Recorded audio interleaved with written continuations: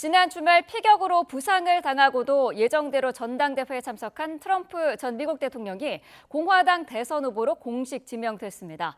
트럼프 전 대통령은 부통령 후보로 39살의 JD 벤스 상원의원을 지명해 전당대회 열기를 더욱 고조시켰습니다. 워싱턴 연결해서 알아보겠습니다. 권준기 특파원.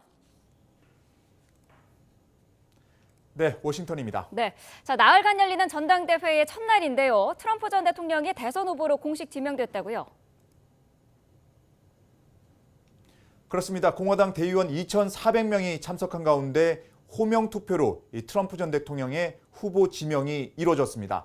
오하이오를 시작으로 각 주별로 대의원 의장이 마이크를 잡고 대통령 후보 지명자를 호명했는데 이탈표가 나오지 않으면서 투표 시작 20여 분 만에 과반을 넘겨 후보직을 확정했습니다.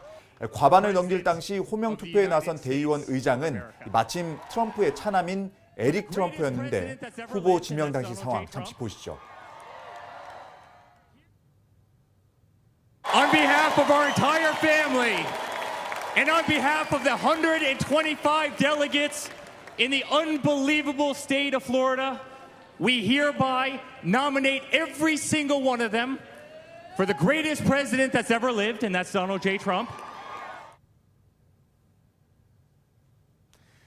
트럼프는 연초부터 진행된 경선에서 압승을 거두며 일찌감치 후보 자리를 확정했지만 이 전당대회에서 후보 지명은 이를 공식화하는 의미를 갖습니다.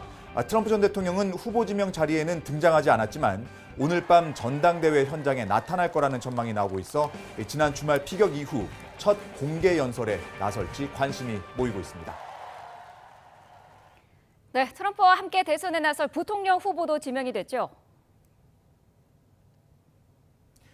네, 트럼프 전 대통령은 함께 대선에 출마할 부통령 후보로 39살 JD 벤스 상원의원을 지명했습니다. 자신의 SNS에 글을 올려 오랜 숙고 끝에 가장 부통령직을 수행하기에 적합한 인물로 벤스 의원을 골랐다고 밝혔습니다. 1984년생인 벤스 의원은 1952년 이후 최연소 부통령 후보로 기록이 됐습니다. 벤스 의원은 트럼프의 장남인 도널드 트럼프 주니어와 가까운 친구 사이인데 트럼프 주니어는 왜 벤스가 선택됐는지 CNN 기자의 질문에 그가 가진 스토리 때문이다 이렇게 답했습니다. 오하이오주 흑수저 출신인 벤스는 불우한 환경을 극복하고 정계에 입문한 입지전을 쓴 인물로 회고록 힐빌리의 노래가 큰 인기를 끌면서 전국적인 인지도를 쌓았습니다. 회고록은 넷플릭스 영화로도 제작이 됐습니다. 강경 보수 성향인 벤스 의원은 지난 주말 피격 사건을 두고 트럼프를 파시스트로 비난한 바이든 때문에 벌어진 일이라며 바이든 책임론을 제기하기도 했습니다.